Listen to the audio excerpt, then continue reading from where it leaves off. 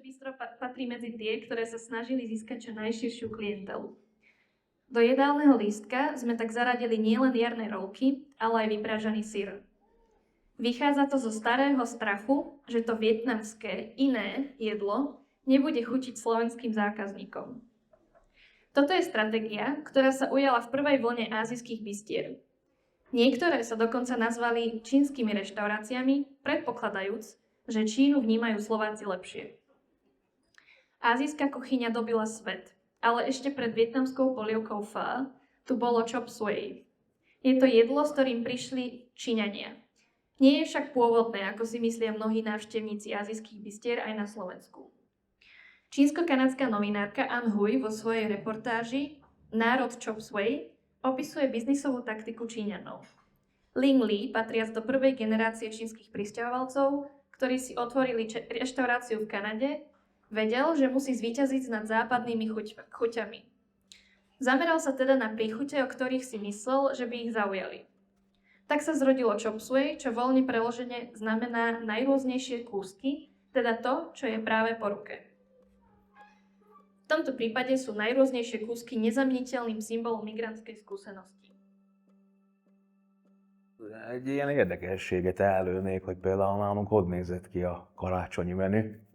Karácsonyi menü úgy nézett ki, hogy anyukám korán reggel fölkelt, minden más háztartásban, csak nekünk háromfélét főzött. Tehát főzött nekem rántott húst, mert ugye felvidéki magyar gyerek szereti a rántott húst, vagy a nokedlit, de én rántott húsos vagyok.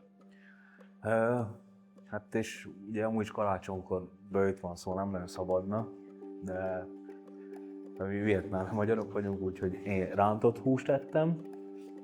Akkor a faternak megint csinált valami vietnámi menüt, nem tudom, valami főtt húst, főtt nyelvet, szívet, vagy valami ilyesmit. A Vietnámban sok mindent fővesznek, azért is olyan vékonyat, mert nem zsíros hamburgereket, meg rántott húsokat esznek, mint én. Meg mindent párolva, ugye.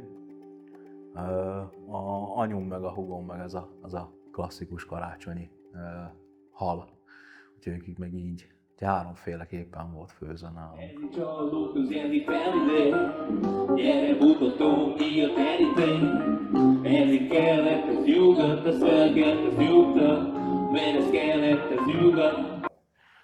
Yakuza, hát azt valójában ázsiai gyökereim miatt kaptam. A gyerekkoromban elkezdtek így becézgetni a kosárpályán a srácok, amikor kung fu film után 2 fordulatrúgás közepette bedobtam 2 kosarat, akkor azt szokták mondani, hogy figyeled a kis Yakuzát, és akkor ez ilyen ragadvány, így rám ragadt idők során. És ugye 20 éve rappelek, és akkor úgy döntöttem, hogy jó, amíg nem találok jobb nevet, addig leszek Yakuza, és 20 évet látod rajtam magad. Rappelőadóként a saját életemből merítem a témáimat elsősorban, és hát itt élek Felvidéken, Gútán, abból merítek a környezetemből elsősorban, Felvidékből, amit itt látok, amit itt tapasztalatok, a itteni problémákkal foglalkozok, szóval nekem Felvidék identitás az azt jelenti elsősorban, hogy anyanyelvemen rappelhetek. Felvidéki vagyok, elnyomott dallam, két különböző szólam. Megszállottam, vártam, mint drágaságért mondom. Szép hazám, hozzád hűen ér. Még tudom, hogy akkor is a szomszéd fűrelész, nem.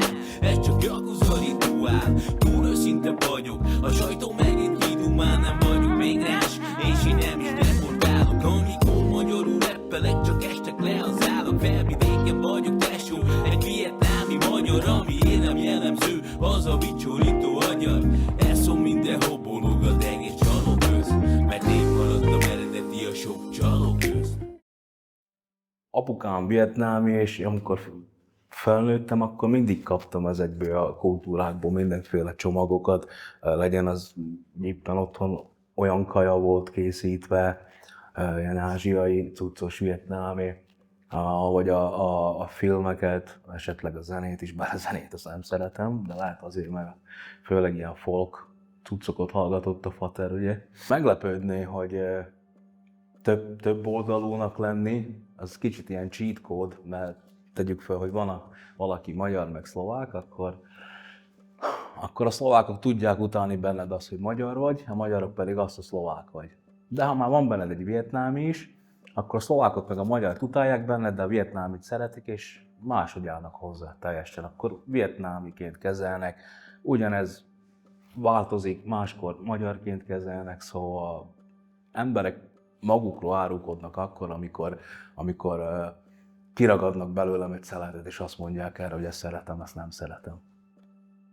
Többet tapasztaltál a magyarságod miatt valamiféle diszkriminációt, vagy a vietnámi származásod miatt? Ez egyértelműen a magyar oldalra dől, tehát nyilván igen.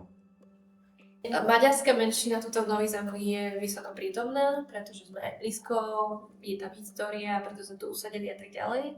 Takže ten stret pre mňa bol akože prirodzený. Pre mňa bolo prirodzené mať spolužiakov a spolužiačky maďarského pôvodu, alebo ktorí ovládali maďarský jazyk.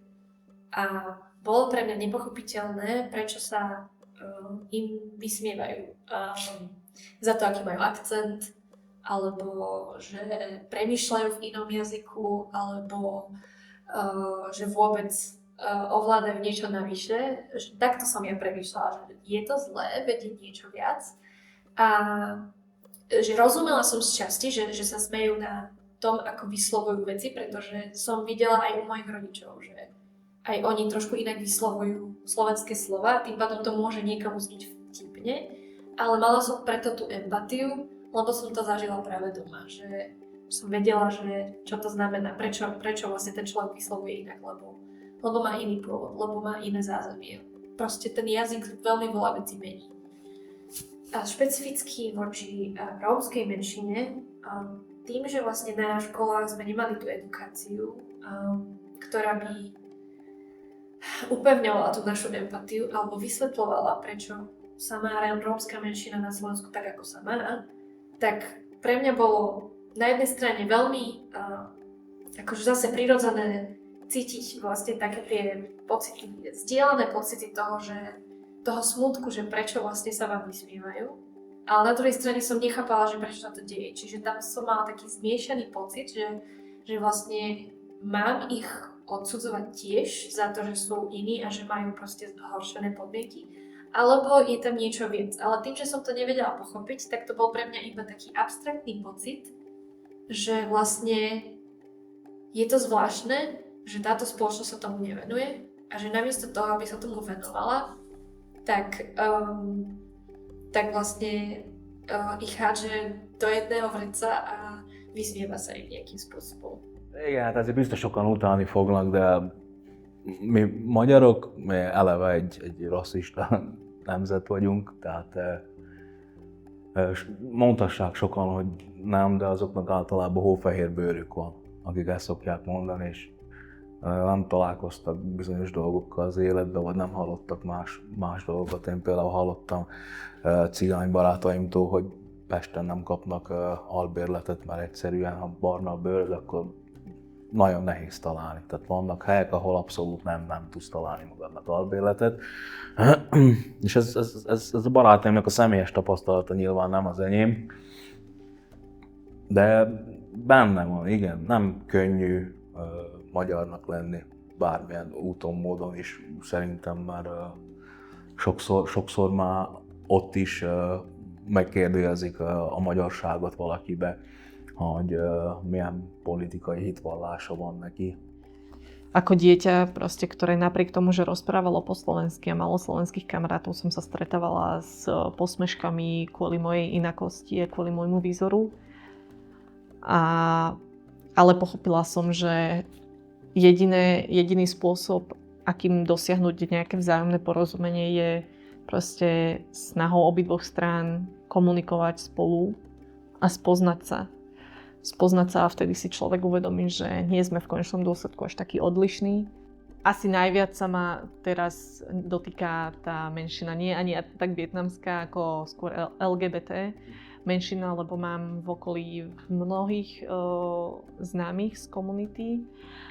Dokonca aj môj brat je homosexuál. Už to aj sám verejne priznal, hovoril o tom v kontexte vraždy 2 mladých, pretože ten jeden zo zavraždených bol aj jeho kamarát. Ja osobne teda mám strach z tohto a mám z toho teda obavu, že kam to teraz povedie, ktorým smerom. A nehovorím iba o týchto menšinách, ale aj o židovskej, samozrejme aj maďarskej, o všetkých menšinách. Lebo to je v konečnom dôsledku to, čím nás súčasná politická garnitúra zastrašuje. Čo ja vnímam ako problém je, že vlastne ten narratív rasizmu alebo nejakej segregácie, diskriminácie alebo negatívneho prístupu k inakosti, že je veľmi populárny a popularizovaný a akceptovaný v politickej kultúre. A nie je to akože smerované priamo voči vietnamskej menšine, ale je to smerované tak globálne alebo tak na všakovakú inakosť a to je podľa mňa veľký problém. A ten sa postupne presúva aj do sféry spoločnosti medzi ľudí a tak ďalej. Takže myslím si, že je to otázka času, kedy budú takéto podobné narratívy a reči časté aj v spoločnosti, v každodennej konverzácii a toho sa obávam, lebo to aktivuje vlastne moju spomienku z detstva a znamená to aj to, že vlastne sme sa nikam neposunuli.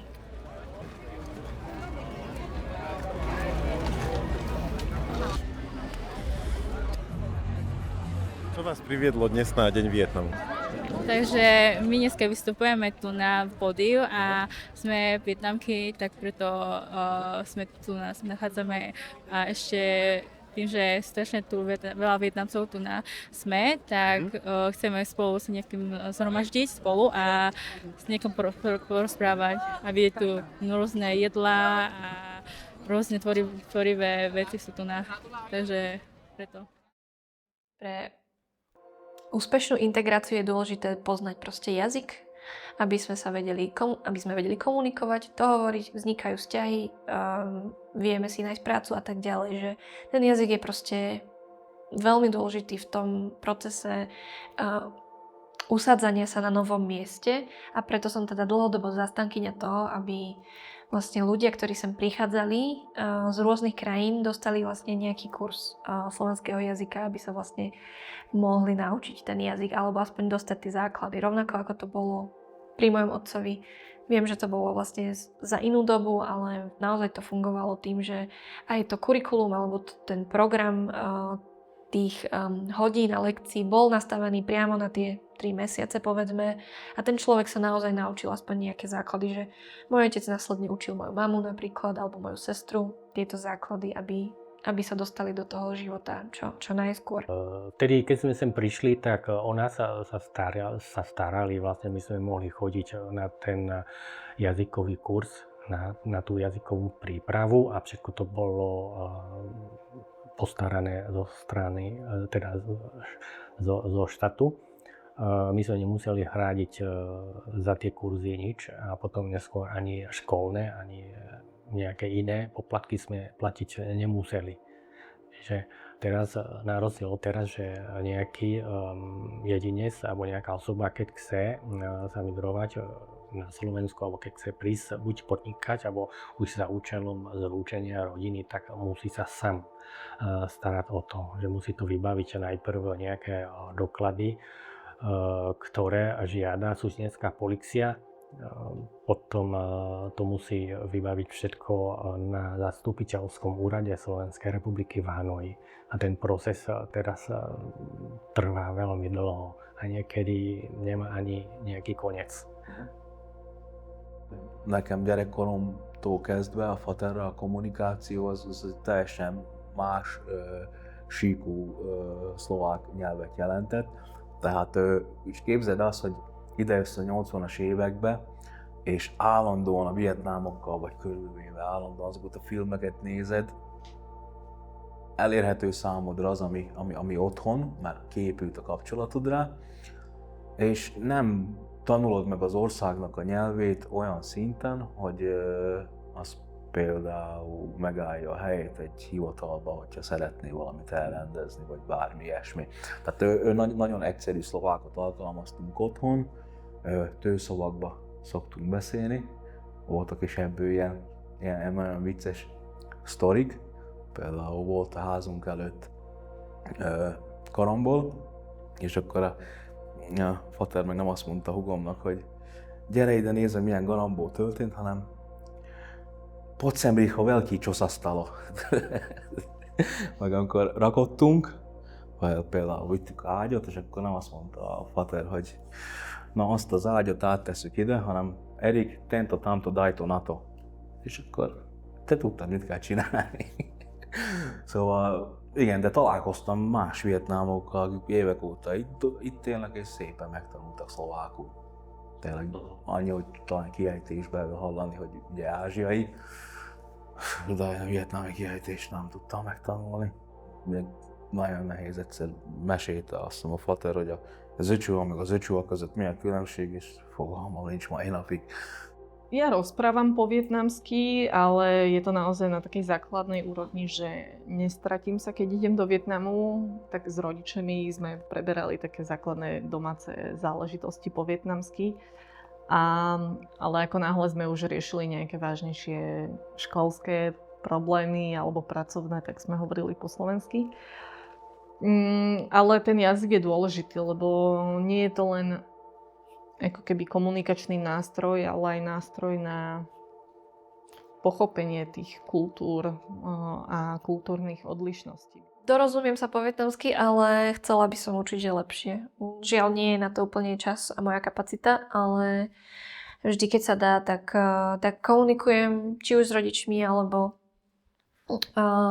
si čítam aspoň niečo vo vietnamčine, alebo si píšem s mojimi rodičmi vo vietnamskom jazyku, aby som si to trošku aspoň oživila, precvičila, ale myslím si, že aj v rámci akoby nás mladých z druhej generácie máme tú snahu akoby sa prihlásiť na rôzne kurzy alebo nejaké hodiny s lektorkou vietnamského jazyka alebo lektorom, takže možno k tomu príde.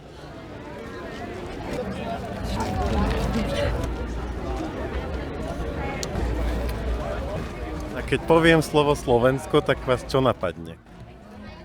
Halušky. Občania. Dobre. A keď poviem slovo Vietnam, tak vás čo napadne? Fo. Šikuje oči. S rodičmi sme bývali v dedine. Už to nie je taká dedinka v Ivanke pri Dunaji, čiže to je hneď pri Bratislave. No a my sme vtedy, keď ja som tam ešte aj so súrodencami chodila do škôlky, tak my sme boli v podstate jediná vietnamská rodina, alebo druhá. Čiže sme predstavovali akúsi inakosť pre občanov Ivanky. A tým pádom sa to odrážalo aj na škole, že deti zo staršieho ročníka sa relatívne často posmievali, či už to bolo nejakým poukazovaním na naše oči, že ich máme do šikma, alebo že proste napodobňovali akože náš vietnamský jazyk nejakou hatlaninou. Stretla som sa s tým, že aj sused, keď som sa rozprávala paradoxne s jednou mojou brazílskou kamarátkou, to bolo ešte počas strednej školy po anglicky, tak kričal na mňa, na nás, že na Slovensku po slovensky. A to bolo ešte, že sme rozprávali po anglicky. Od relatívne malého veku som narážala na situácie, kedy mi bolo v podstate prízvukované, že nepatrím sem. A pre akékoľvek dieťa, ale aj pre akúkoľvek dospelú osobu dostávať takýto impuls je veľmi náročné na spracovanie, pretože To znamená, že vlastne sa musí popasovať s tou realitou, že je nechcené alebo nechcený ten človek. A pamätám si, ako mi moja opatrovateľka ešte, volá sa Anka, ktorá sa o mňa starala v detstve, hovorila, že bol veľký problém to, že ju ako osobu európskeho pôvodu videli na ulici s dieťaťom ako som ja, čiže s vietnamským dieťaťom. A čudovali sa, že ako je možné, že má také dieťa a v podstate tam už nastávali nejaké narážky a problematické nejaké diskusie alebo otázky. A ja som si potom tým istým v podstate pocitom prechádzala počas školy základnej, ale aj počas v podstate gymnázia, ale to skôr už s ľuďmi, ktorí ma nepoznali, ktorí mali potrebu mi dať proste pocítiť, že môj pôvod je buď niečím, čo je menej, alebo že nemá legitimitu ostať na tomto území. Hej, že jedna vec je, že to mohli byť akoby deti, že to boli ľudia, ktorí možno si robili srandu a že to nemysleli možno vážne, ale ten názor potreby alebo názor diskriminácie musel odniekiaľ prísť, čiže musel prísť od dospelého človeka. A prečo o tom hovorím? Napriek tomu, že možno to bolo v malej mierke problematické, že ma to zasiahlo, lebo som citlivý človek, je to, že sa to opakuje a že sa to nemení a že vlastne sa dostávame do kultúry, do spoločenskej kultúry, ktorá toto bude možno akceptovať ďalej. Takže preto sa o tom rozpráva u mňa a preto napriek tomu, že tá diskriminácia nemôže znieť úplne tragicky, extrémne, nemala som monokle ani modriny, je to stále veľmi dôležité spomenúť, pretože aj slova majú váhu a aj slova sa dokážu zmeniť na niečo, čo ovplyvní veľmi veľa ľudí a môže to mať aj vlastne nešťastný koniec. Takéto to bolo vyrastanie, hej, že aj so súrodencami sme neraz, minimálne so sestrou, čo viem, prišli domov uplakané ako deti, hej, že prečo sme nechápali, že prečo sa nám iné deti smejú. Ale v dospelom živote už ako keby, už to mám tak uzrozumené, už som s tým ako keby, už chápem, že tie deti tiež za to v podstate nemohli. Boli to len deti, doma ich to nenaučili, nemali oni tú príležitosť vlastne sa stretnúť s inak vyzerajúcimi deťmi. Takže ani im to nevyčítam na jednej strane. Skôr to beriem tak, že je to odrazom tej spoločnosti a toho systému, ktorý proste je nastavený tak, že tú inakosť momentálne nevie úplne spracovať alebo vysvetliť to tým deťom od skorého veku. A ja to ešte berem z tej pozície, že berem na seba tú zodpovednosť, že viem po slovensky, som tu integrovaná, mám tu svoj život, zázemie a už to beriem tak, že viem, že je tu veľa vietnamských spoluobčanov, ktorí ten jazyk nevedia. S tým súvisia aj nejaké problémy, ktoré majú na školách. Treba pomôcť takýmto ľuďom, lebo čím viacej sa budeme ako keby izolovať od seba, tým k väčšiemu nedorozumeniu to bude viesť a tým pádom z toho budú vznikať ďalšie a ďalšie problémy. Pre nás teraz je prioritný problém tým, že aby sme mohli poskytovať zase tým prichádzajúcim migrantom kurz slovenského jazyka, aby mohli vôbec chodiť alebo zúčastniť sa na tú školskú dochádzku, pretože viete, že podľa zákonu, že pokiaľ nechodia tu do školy v rámci školskej dochádzky, tak sa nemôže uchádzať ani to zdravotné poistenie verejné, teda zdravotné poistenie. A to je rada ďalších tých problémov pre tých pracujúcich rodičov.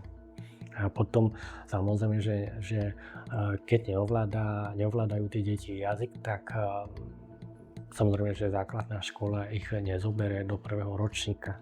A keď sú staršie ako 6 rokov, tak zase nemôžu navštevovať už predškolské zariadenie a okrem toho, že niektorí rodičia, keď to vedia, alebo našou pomocou vybavujú v tých psychologických centrách alebo u tých poradcov, že vydávajú to nejaké potvrdenie, že nesplňa to dieťa nejaké podmienky, teda neovláda slovenský jazyk, teda aby mohlo to dieťa vlastne chodiť naďalej ešte ten ďalší rok na predškolské vzdelanie. To je rada tých ďalších problémov, lebo viete, deti, keď nemôžu chodiť do školy alebo do predškolského vzdelávania, tak ich rodičia majú problém potom s pracovnou dobou. Nemajú kam niekde nechať deti.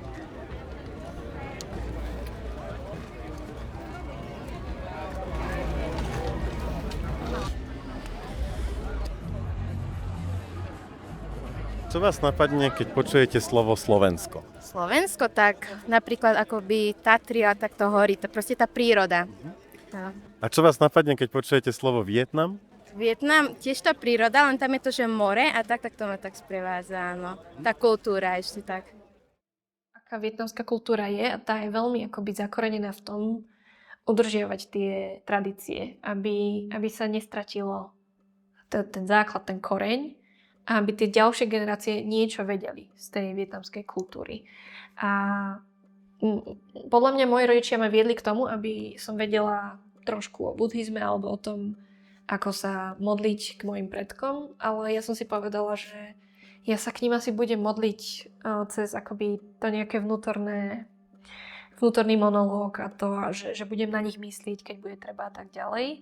A ja by som napríklad chcela mojim ďalším deťom alebo generáciám odovzdať kúsok tej histórie, ktorú priniesli moji rodičia na Slovensko. Čiže to, čo si prežili vo vojne, to, čím si prešla celá vlastne ich generácia a dať im to, aby sa poučili z toho a aby mohli nájsť tú empatiu, ktorú som mohla aj ja získať z toho príbehu.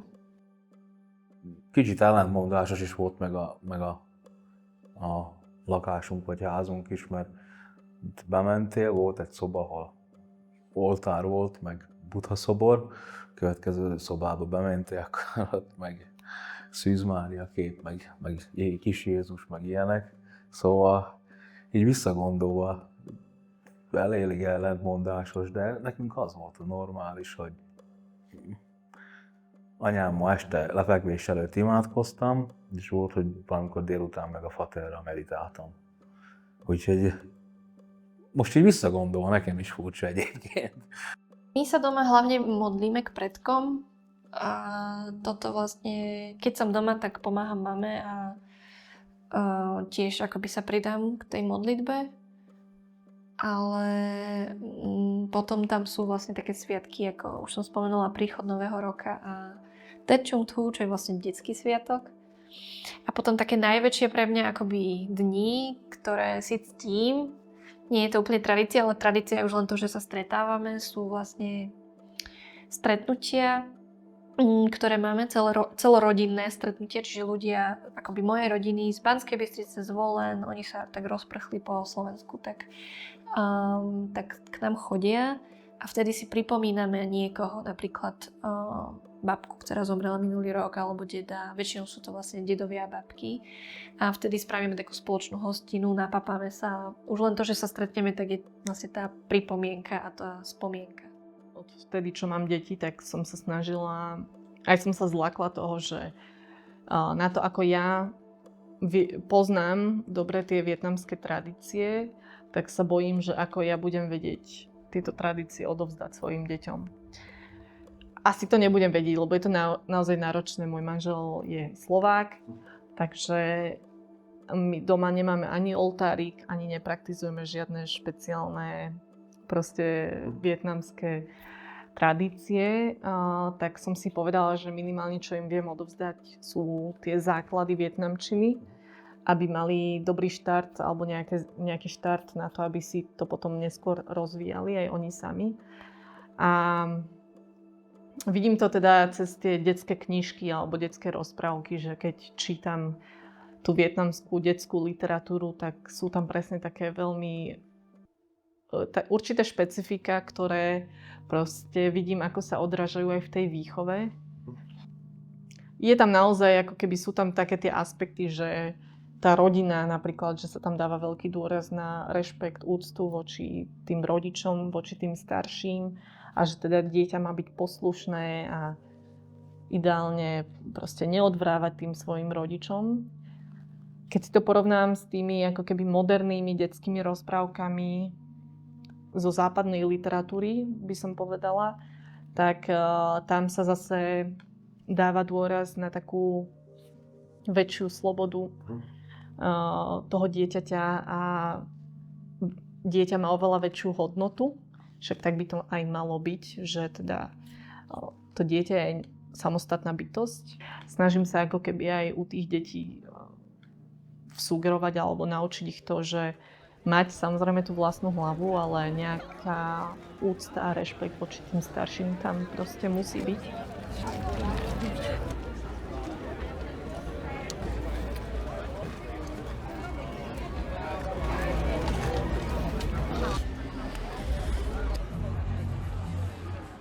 Čo ťa priviedlo sem na Deň Vietnamu? Priviedlo rodičia. Uh-huh. My sme tu mali zápas, tak som tiež prišiel. Super. Dobre, a keď poviem slovo Slovensko, čo ťa napadne? Ako prvé? Uh-huh. Futbal, Európa. Uh-huh. No. Dobre. A keď poviem slovo Vietnam, čo ťa napadne? Príroda a tak moja krajina. Tak. No, to je všetko. Úzko spolupracujeme či už celoštátne, alebo na úrovni regiónu, rôznych športovo-kultúrnych podujatiach a neposlednej rade veľmi dôležité pre nás je oblasť školstva, ktoré podľa zákonu nemôžeme ešte požiadať, že dvojjazyčné výučby, ale určite spoločne to nájdeme s pomocou školskej správy, nejaké naozaj konkrétne výpomoci alebo pomoci tým novým migrantom vo veku školskej dochádzky, ktoré prichádzajú na Slovensku. V tom naozaj je veľký problém a to sa týka najmä časti Nového Mesta tu v Bratislave. A samozrejme, že v rámci migrácií tak spolupracuje vedenie komunity aj s rezortom zahraničia. Teda na MZV sme absolvovali niekoľko pracovné stretnutia a plánujeme aj naďalej, čo sa týka procesu vybavovania žiadosti o pobyt alebo akékoľvek iné administratívne agendy. Pretože je to nepredstaviteľné, že v 21. storočí že sa musia desiatky uchádzačov alebo žiadateľov v tomto prípade o pobyt alebo o čomkoľvek inom vylosovať nejaké termíny, ktoré naozaj, že keď sa otvorí ten systém, tak za nejaký veľmi krátky čas, možno 10 minút, možno 15 minút, že z nejakého technického hľadiska alebo tých problémov, že to spadne ten celý systém. Tá komunita, vietnamská komunita na Slovensku má zhruba nejakých 13 000 členov. Na rozdiel od tej statistiky, ale v realite je to trochu iné. Čiže už len v rámci zlúčenia rodiny sú stovky, ktoré čakajú vlastne, kedy môžu podať vôbec nejakú žiadosť na žiadosť o pobyt na zastupiteľskom úrade. A ten proces trvá veľmi dlho. Poznám sa s niektorými, ktorí čakajú už roky a sa vôbec nedostanú, alebo vôbec neboli vylosovaní v úvodzovkách tie termíny podania žiadosti, takže čakať bohužiaľ musia. Podľa môjho názoru je to možné, že ešte v tom civilizovanom svete, teda že tí zákonní manželia, ktorí po sobaši musia čakať roky na ten nejaký termín podania žiadosti o pobyte.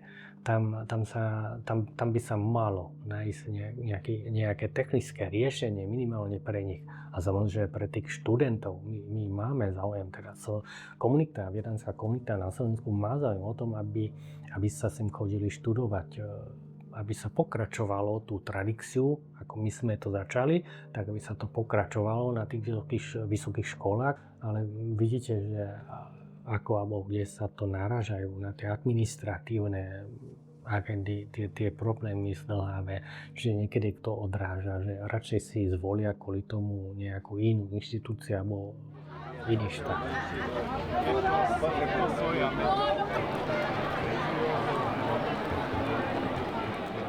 Tak prvá otázka by bola, čo vás priviedlo dnes na Deň Vietnamu? Ja som etnolog, takže ma zaujíma život národnosti na Slovensku. Takže som privítal to, že Vietnamci konečne sa dostali tiež medzi národnostné menšiny na Slovensku. Takže je to úplne prirodzené, že ma zaujíma spolužitie Slovákov s jednotlivými národnosťami. My vnímame, že Vietnamci sú jeden národ, že je tam viacej národov. Vieti sú najpočetnejší národ vo Vietname, ale je to tiež multietnická krajina a jednoducho žijú tu už veľmi, veľmi dlho na území Slovenska. Sú veľmi pracovití ľudia, veľmi takí dôslední, dôkladní proste, takže že myslím, že Slovensko môže byť iba rado, že tu má takúto menšinu.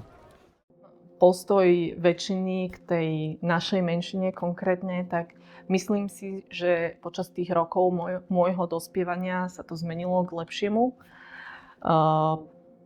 Predsa len už sme tu niekoľko desiatok rokov. Máme tu vietnamské reštaurácie, nechtové štúdia. Vietnamci tu podnikajú aj v iných oblastiach.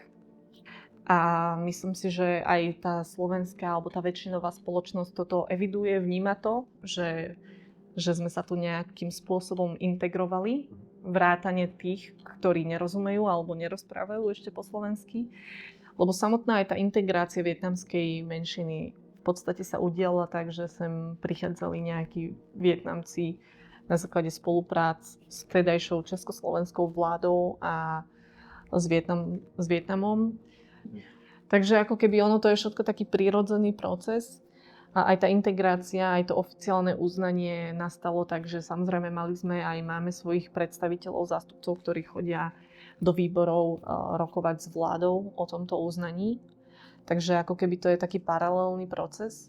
Ale to tie hlavné činnosti, ktoré prispievajú k tej integrácii, je to, že Vietnamci ako takí samotní od seba, že sa tu snažia integrovať. To znamená nevystrkovať sa príliš, ale zároveň pracovať a odpracovať si to svoje miesto na slnku.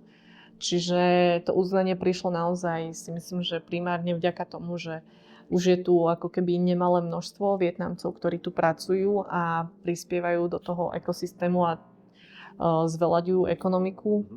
No a myslím si, že aj vďaka tejto pracovitosti sme sa ako keby zviditeľnili. Tým, že je teraz taká reputácia, o to viac ako keby som pod tlakom, že treba v tej spoločnosti naozaj robiť tie veci poctivo, aby sme si tú reputáciu nepokazili. My máme vlastne veľmi aktívnych členov, ktorí sú z prvej generácie a oni tento proces iniciovali administratívne a následne tým, že ten proces uznávania na Slovensku nie je vôbec formalizovaný, tak si vyžadoval vlastne nejakú našu prítomnosť na rade vlády a potom aj na výbore vlády, kde sme sa mali prezentovať, prečo je to pre nás dôležité. Na začiatku my sme nepoznali vlastne tie nejaké metódy, formy, kam alebo u koho začať. Táto myšlienka sa zrodila už, myslím si, že pred 10 rokmi alebo viacej. Začalo sa tým teraz pred 3 rokmi po covide, že v rámci festivalu Fusion sa to volá, od nadácie Milana Šimečku a samozrejme pomocou tých občianskych aktivít. My sme sa vlastne zúčastnili ten festival. A myslím si, že pri tom jednom podujatí v rámci tohoto festivalu tak prišiel vtedajší predseda výboru pre národnostné menšiny a etnické skupiny, tak sme pri tomnosti novinárov a tých občianskych aktivistov sa opýtali pána teda bývalého predsedu, bývalého vládneho splnomocnenca, že či sú také možnosti, že ako to on vidí. Takže slúbil nám, že áno, že sú aj také možnosti, ale nevedel nám povedať, alebo nepovedal tedy, že ako a kam. Hiába van kisebbségi kormány biztos, elkészült a törvényjavaslat, de tulajdonképpen nem volt a mai felállásban is, a hatásköri törvény szerint nincs a kormánynak olyan tagja, aki mondjuk ilyen jellegű törvényt, egy átfogó kisebbségi törvényt bevisz a törvény előkészítési folyamatba, sőt, ezt végig is viszi. Kormány és a parlament elé. Tehát itt egy olyan jogi burokban élünk, és keretek között élünk, amelyet több éve próbálunk finom hangolni, de viszont nagyon kevesen beszélünk arról, hogy a lényegi változás csak akkor tudjuk elérni, hogyha politikailag olyan döntések születnek, amelyek mondjuk ezeket a kisebbségi kérdéseket kormányzati szintre tudja emelni, és ezeknek a feladatoknak a kormányon belül egy teljes értékű képviselője van. És ez tulajdonképpen 2012-ig ez megvolt, hiszen tudjuk, hogy 2012-ben, hogy megbukott az Iveta Radicsová vezette kormány, az őt követő Fico kormány megszüntette a kormány alelnöki funkcióját, amely a kisebbségi és emberi jogikért felelt. Tehát aki ott ült a kormányba, és a kormányprogram feladatainak az egyik központi végrehajtója és mondjuk beterjesztője volt. A teraz ja neviem ani v akej podobe a v akej fáze vlastne je ten zákon. Ale ten zákon naozaj je potrebný, pretože všetky národnostné menšiny, všetky organizácie by sme mali jednotne fungovať alebo na akomsi základe. Nemôžeme fungovať tak podľa inšpirácie, ale naozaj, že ten zákon je potrebný čím skôr schváliť. Najprv niekto to musí predložiť, potom ten proces celý, že medzirezortné pripomienkovanie a až potom to musí niekto do Národnej rady predložiť a neviem ešte, že dokedy to bude trvať, kým vlastne ten celý zákon bude hotový a schválený hlavne a bude odkedy vlastne v platnosti, to ešte nedohľadne. Több mint 30 év után sikerült letenni egy komplex kisebbségi törvényjavaslatot, és talán ehhez vonatkozik a legnagyobb csalódás is, hogy sajnos a Matovics kormány, illetve a később fennálló Heger kormány is alkotmányos többséggel rendelkezett az akkori szlovák parlamentben, és mégis a belső feszültségnek köszönhetően ez a félkész törvény, javaslat, amely 21 decemberében ott volt az asztalon, végül is olyan helyzetbe került ennek a kusza kormányon belüli koalíciós állapotoknak, hogy végül is kukába került ez a kisebbségi törvényjavaslat. Tehát nagyon paradox, egy mondatba összefoglalva a válaszom az, hogy a legnagyobb siker tényleg az, hogy adva volt a lehetőség és elkészült a átfogó kisebbségi törvény, és a legnagyobb csalódás viszont az, hogy ezt nem sikerült révbe vinni, ezt a kezdeményezést.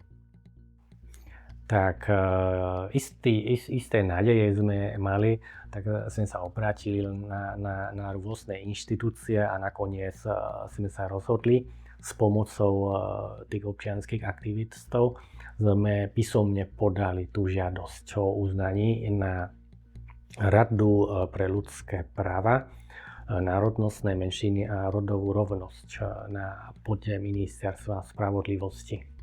Po podaní sme absolvovali a sme vlastne zúčastnili všetky zasadnutia, či už rady alebo výboru. Proste, že kam sme si mysleli, že by nám mohli pomôcť, tak tam sme sa obrátili. Zároveň to bolo aj o tom dialógu s ostatnými menšinami, pretože na výboroch a radách sedia vlastne všetky ostatných 13 národnostných menšín, kde sme komunikovali, rozprávali sme sa, dostávali sme od nich podporné slova, spoznali sme ich vôbec aj osobne, to bolo veľmi dôležité a následne bolo vlastne cítiť, že chápu našu pozíciu, že vedia, že my sme tu už viac ako 60 rokov. A následne sme aj zorganizovali deň Vietnamu, prvý deň Vietnamu, pilotný ročník v roku 2022, aby sme vlastne naozaj chceli ukázať,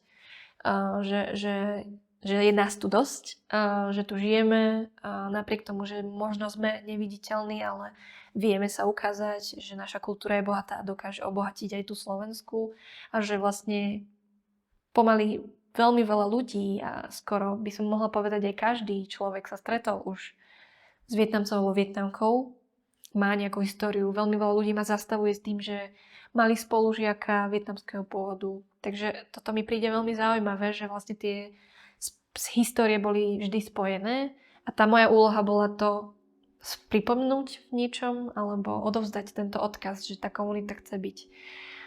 A ja som tvrdila teda, že je to veľmi symbolické gesto, pokiaľ budeme uznaní, ale to gesto spočíva aj v tom, že Slovensko dá signál, že áno, aj my máme vlastne rôzne komunity, ktoré tu žijú a vedia tu žiť a sú úplne sebestačné v podstate v tomto priestore. Rada na jednom svojom zasadnutí v roku 2022 vlastne sa rozhodla obrátiť na ústav, na Akadémiu vied, aby vlastne vydala nejaké odborné stanovisko o migrácii vietnamskej komunity na Slovensku. A to odborné stanovisko, teda ten taký posudok, nám veľmi napomáhal, pretože to odporúčal vláde, že aby uznala vietnamskú komunitu. Po tom odporúčaní, po tom vydaní teda odborného posudku sme tiež čakali, ale nič sa nedialo. Z jedného zasadnutia na druhé zasadnutie bohužiaľ tiež nič.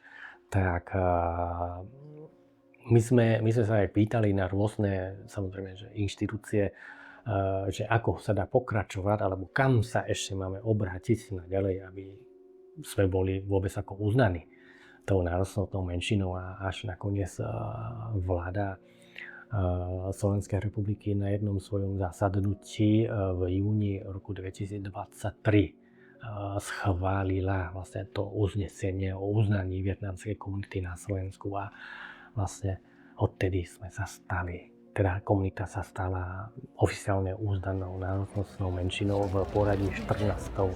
Slovenskej republike.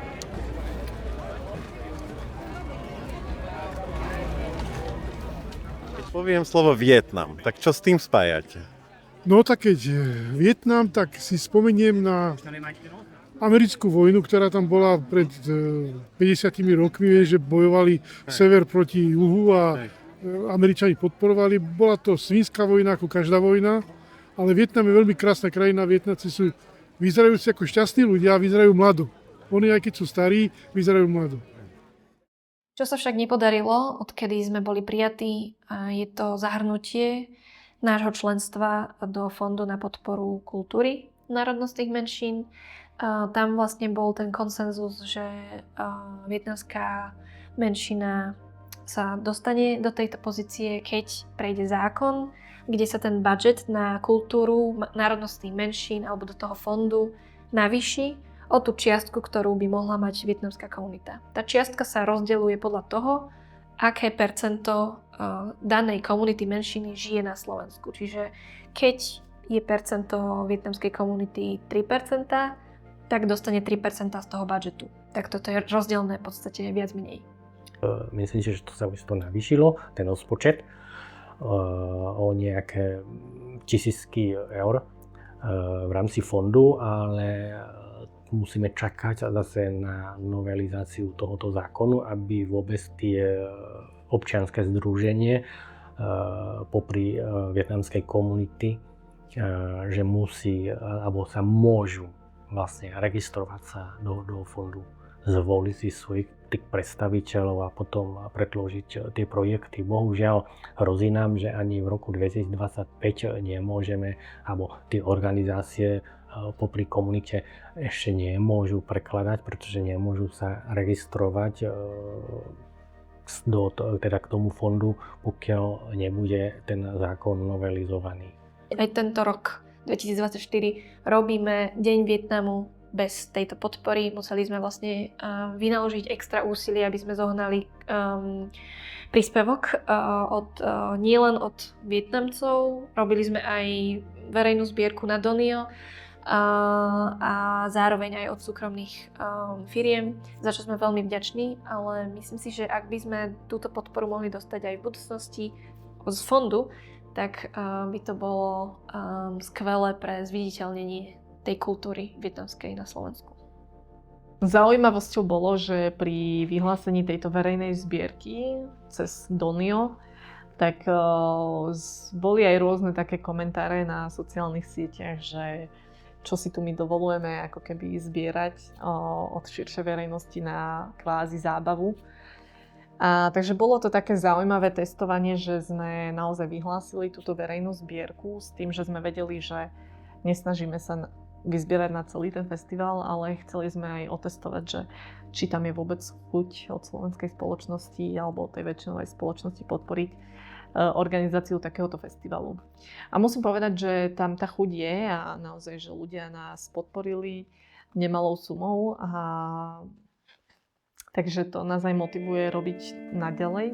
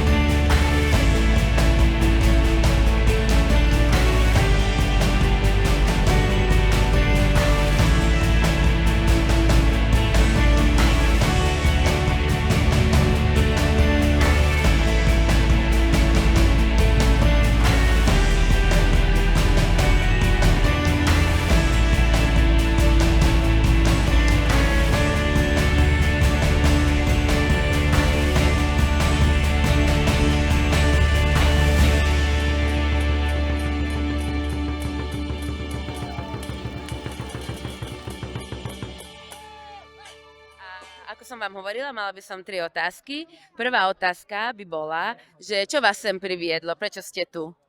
Tak ja som sa tu už narodila od malička, rodičov tu mám, ich tu privedla vlastne práca, oni tu prišli kvôli práci a ja som tu už vlastne narodila, takže ja som tu. Ja som už Slovenka. Prečo si prišla? Ja som súčasťou komunity Vietnamu v Košiciach, tam je taká komunita tínedžerov a my máme aj rôzne predstavenia. A vlastne sme prišli dneska na Deň Vietnamu aj si pozrieť, aj vystupovať a tak, áno. Super, tak som si vybrala hviezdy, super. A druhá otázka by bola, že čo vám príde na keď poviem slovo Vietnam? Čo? Tak určite to jedlo. Také napríklad bunča a také jedla, alebo aj kultúra a super ľudia, akože naozaj sú strašne takí extrovertní a milí. A áno. Super, veľmi pekne ďakujem. A ešte moja posledná otázka by bola, že čo vám príde na keď poviem slovo Slovensko? Tak celkom, aj neviem povedať, lebo som sa tu tiež narodil. A tak ja som veľmi často nebol vo Vietname, takže neviem, čo na to najviac povedať, ale tak väčšinou Slovensko mi tak pripomína celkom domov, lebo už som tu dlhšie. A mám tu strašne veľa ľudí, ktorých poznám a som blízka. Čiže overall domov. Hej, domov. Hej, dobre. Osobne, keďže tu žijem už viac ako 40 rokov, tak Slovenská republika sa stala mojím domovom, v ktorom mám tu svoju rodinu, priateľov, prácu a svoje aj zázemie. Ono to je taký pocit, že keď idete alebo keď cestujete po svete a keď už prichádzate do Budapešti alebo do Viedne alebo do Prahy alebo niekde aj pri poľsko-slovenskej hranici, či už ste vo vzduchu alebo na tých cestách, už sa cítite ten vánok Vysokých Tatier, alebo to už vnímate, že aha, tu je Dunaj, to sú Vysoké Tatry, že už ste tu doma. Že to je taký bohemský pocit, taký ľudský pocit, že tu sa cítim dobre, že Slovensko je pre mňa domovom. A ako sa hovorí po vietnamsky domov? Domov je quê hương, sa to hovorí.